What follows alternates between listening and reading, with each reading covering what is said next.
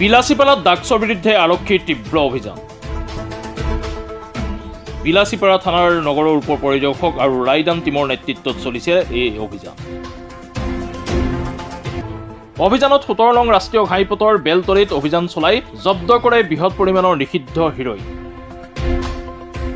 গ্ৰেপ্তাৰ কৰিছে ড্ৰাগছ সৰবৰাহকাৰী ৰাণা চৌধুৰী, বড়ো সিং আৰু লক্ষ্মণ বৰ্মন। লক্ষ্মণ বৰ্মন গাড়ী চালক হিচাপে নিয়োজিত আছে। ড্ৰাগছ সেৱনকাৰীকেইটাৰ ঘৰ কোকৰাঝাৰ আৰু চাপৰত বুলি জানিব পৰা গৈছে।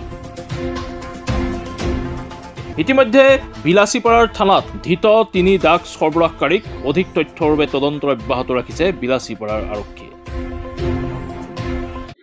বিলাসীপাৰা বেলতলি বজাৰত পেট্ৰলিং পাৰ্টিয়ে পেট্ৰলিং কৰি থকা অৱস্থাত এখন বিলাসী বাহন জব্দ কৰে।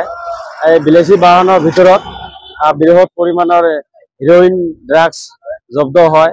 তো আমি জনামতে দুজন লগ আছিল। লগ দুজন হ'ল আমাৰ এই উভয়পুৰী লেংডিচিঙা পাৰ হৈ জামাদুৰপুৰ নাম বুলি জনা গৈছে। তেখেতৰ নাম ৰাণা বুলি আমি গম পালোঁ। তো আমি এই নিউজৰ জৰিয়তে আমি বিলাসীপাৰা আৰক্ষী প্ৰশাসনক ধন্যবাদ জনাব লাগিব যে এই বৃহৎ পৰিমাণৰ ড্ৰাগছ জব্দ কৰাত যি সাফল্য মণ্ডিত হৈছে তেখেতক আমি ধন্যবাদ জনাইছোঁ আমি বেলতলিবাসী ৰাইজৰ তৰফৰ পৰা।